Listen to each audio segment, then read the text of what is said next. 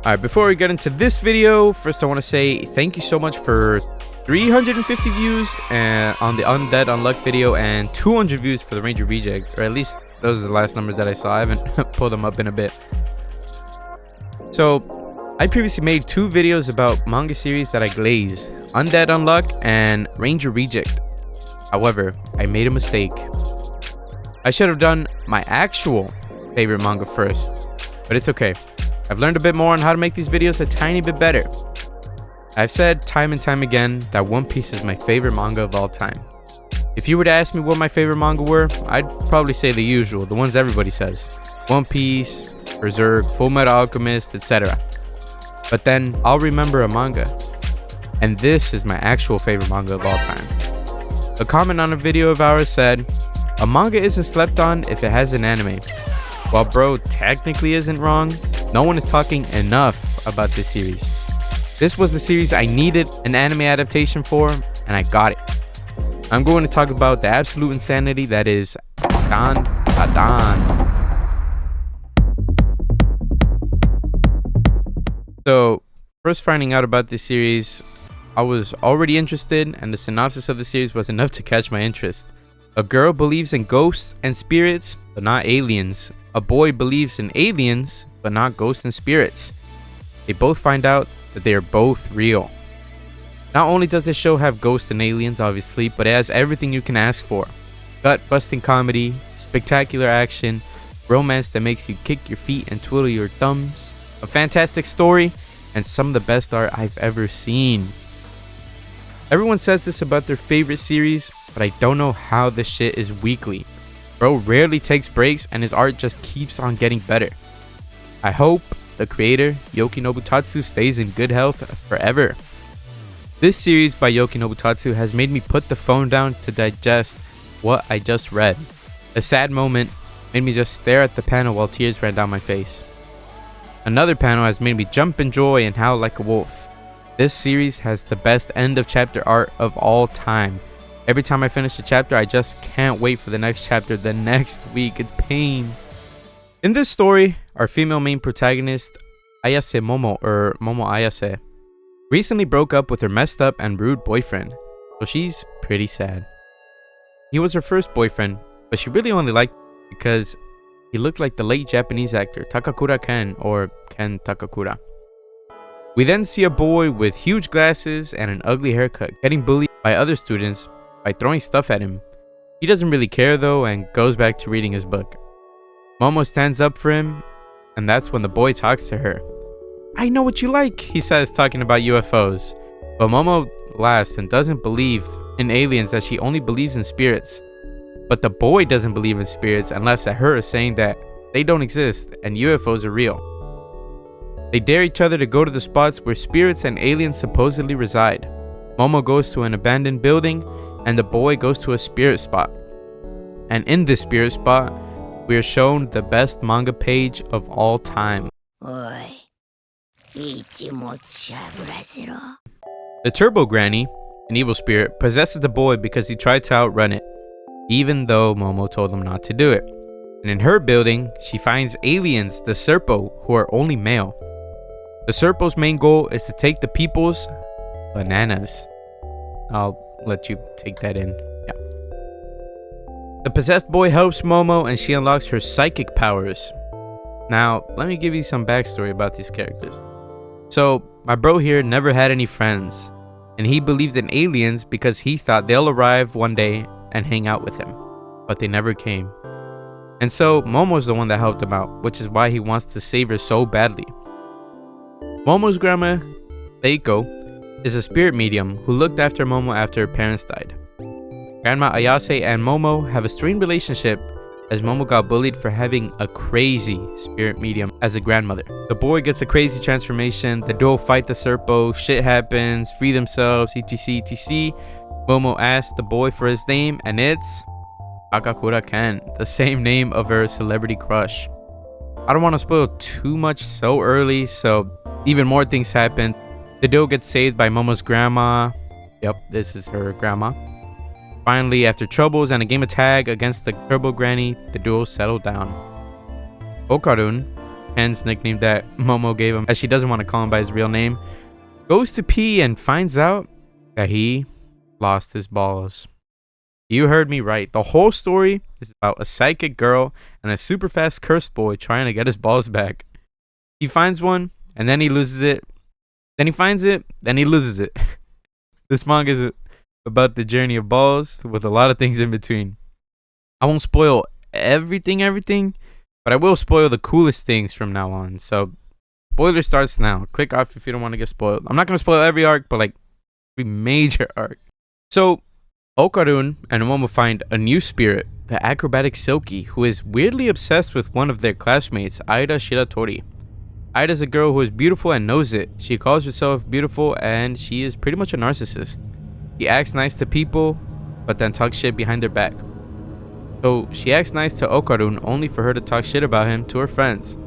Aida also coincidentally found one of Okarun's balls, which gave her the ability to see the magical stuff like Okarun's new form, Momo's psychic powers, and the acrobatic Silky. The reason why Okarun's balls got lost is because Turbo Granny had them and lost them. Because of this new ability to see things, Aida thinks that she is the quote-unquote chosen one and wants to defeat Momo because she saw her psychic hands labeling Momo as the devil. As the name implies, acrobatic Silky is so flexible and mobile that Momo and Okarun can't touch her, even with a transformed Okarun. Okarun and Momo trap her hair so she can't move, and Okarun finishes her off. However, caught in the fight, Aida is killed. Unable to revive her, the duo hesitantly allows Silky to give her own aura to Aida, which brings her back. Transferring the aura, Momo sees acrobatic Silky's previous memories back when she was a human. And seeing these panels, like, these are the panels that made me put the phone down and I started tearing up, man. Like, fuck. Not a single speech or thought bubble in the pages, just pure pain.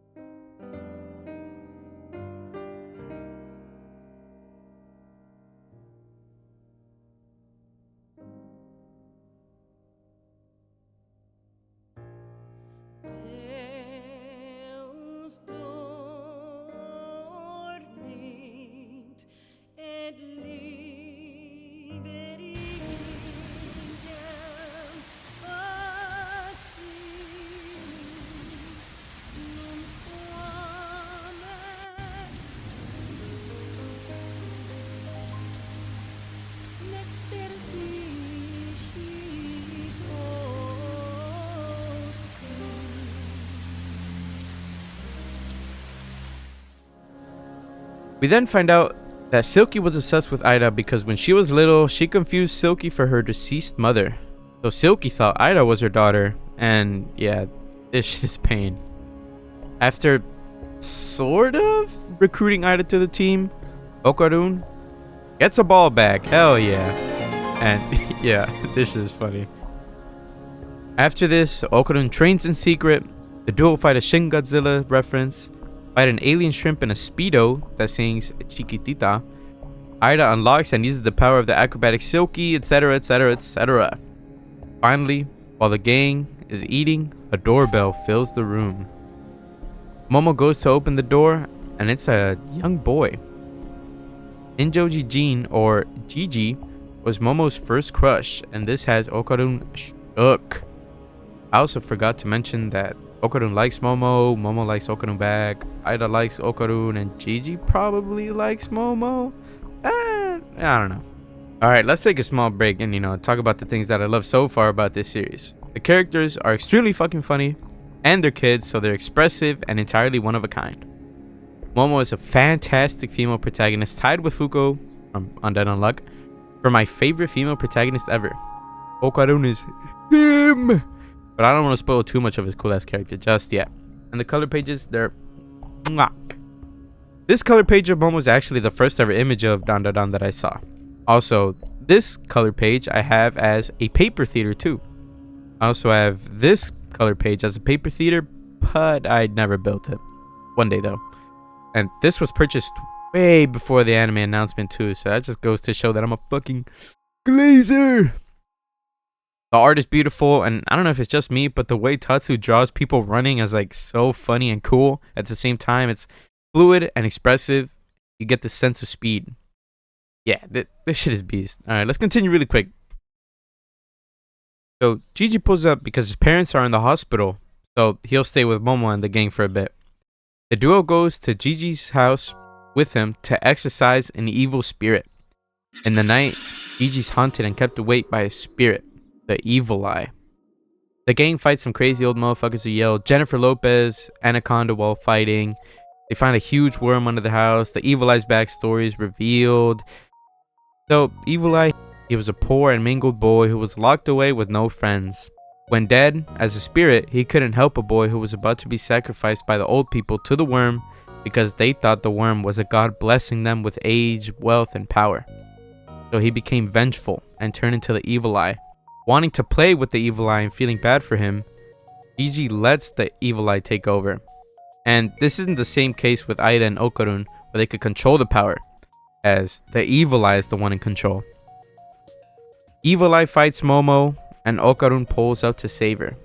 Did I mention that this manga has the best end of chapter pages? Because holy fuck, when I first read this, I thought, fuck yes, holy fuck! This fight is so fucking cool, man. Evil Eye is just so much more powerful than Okarun in every way. And yet, you still believe in him. Obviously, he's the main character, but you still root for him, even when the fight seems unwinnable. Alright, let's get forward a bit. We find out Gigi switches back to his original personality when wet with something hot, and changes back to the Evil Eye when wet with something cold. Sort of like a Ranma type. Oh yeah, this manga is filled with Easter eggs and references. The gang celebrate their latest victory with a feast. Seiko tells Okarun to pass the soy sauce, and while doing so, a single drop of soy sauce falls in Gigi's hands. Cold soy sauce. And the Evil Eye emerges and explodes once again. They wet him with hot water and get Gigi back. And then it starts to rain, and the Evil Eye comes again! He destroys the house, but then they get Gigi back. Momo gets a job to help pay for house repairs as a maid. Gigi trains to help control the Evil Eye, but when he tries to tell Momo about his progress, he bumps into Aida, and the Evil Eye comes again! He's prepared this time though, because he activates his evil house, and no water thrown at him gets inside. He traps Momo inside the evil house, and everyone is powerless, including Okarun. Luckily, Momo had hot water in her mouth, and spits it at the Evil Eye, making Gigi return. Because of this event, Okarun felt powerless and weak, so he vows to train and overwhelm the Evil Eye whenever he shows up again. He and Turbo Granny, along with Aida sneaking along, train, and I'm not going to spoil everything, but this is what they fight. A few battles later, a reinvigorated Okarun challenges the Evil Eye to a fight, claiming that he will beat him. Okarun versus Evil Eye round 2 starts. And this motherfucker Okarun starts beating his ass doing squats like when I mentioned before that he was training. This panel right here made me jump out from my fucking seat and yell, holy fuck! This shit is so good. So Okarun defeats the Evil Eye, destroys the house again in the process, but the Evil Eye isn't done yet, as he still wants to quote-unquote play. But Okarun says, no, I don't bully weaklings, but we'll fight every week if you don't attack anyone else. The Evil Eye agrees, takes off his undies, gives them to Okarun, and then turns back into Gigi. Alright, we're skipping so many chapters now. So without spoiling a lot, Okarun gets pretty fucked up in a fight. Like, damn near dead, man. And he was resting for many chapters. He was in no condition to, like, do anything. He finally wakes up and sees the note that Momo left for him. Love ya, it reads, and in pain, Okarun says he can't move, but takes a bite of Momo's curry and transformed. Dude, this art cemented DanDaDan as my favorite manga of all time. In one page, I'm giddy about Momo telling Okarun that she loves him, and then the next, I'm fucking hyped as fuck to see him eat curry, man. Imagine my agony when that was the last page of the chapter, and I had to wait a week for the next one. Skipping even more chapters and missing a lot of spoilers and plot points, Okarun and Momo get into a Jumanji type board game where they go inside the board game and have to find a way to escape without the use of their powers. There's a new threat too, Umbrella Boy. who cuts Momo, making her out of commission. With a cop and a part-time worker, Serpo, Okarun just tries to survive from Umbrella Boy. And this panel had me fucking dying. Umbrella Boy defeats the Serpo, the cop, and obliterates Okarun with his, you guessed it, umbrella. And in the last page chapter, Okarun gets his fucking ball back, and that's how the latest chapter ends, bro. Fuck. This guy says, Naruze, you know, fucking, what a bummer. Holy shit, this shit was good. I love this manga, dude. Like, I love myself for reading this manga, like, for getting into it. And I'm so happy an anime is being made by Science Saru, dude. Holy fuck. The trailers look so vibrant, so colorful. They're fluid, and all in all, perfect. Momo and Okarun look and sound perfect. Before the anime was announced, an event for DanDaDan was announced, and I told the homies, if this is the anime for DanDaDan, free sloppy for everyone. And let's just say, everyone was happy when the anime was announced, even though the homies didn't read DanDaDan. I can't do this series justice, because if I really get into it, this video and the script will be much longer. Easily an hour long, dude. Like, wow, I skipped over so much because I really don't want to edit a long ass video, and I don't want to spoil everything. Just like, please read this manga, I beg. I'm on my knees, dude. And if you read this manga because of this video, leave a comment and we'll give you sloppy. I'll give you sloppy. Also, Luffy's voice actress is Turbo Granny, so yeah, this shit is perfect. Alright, that's about it. Peace out.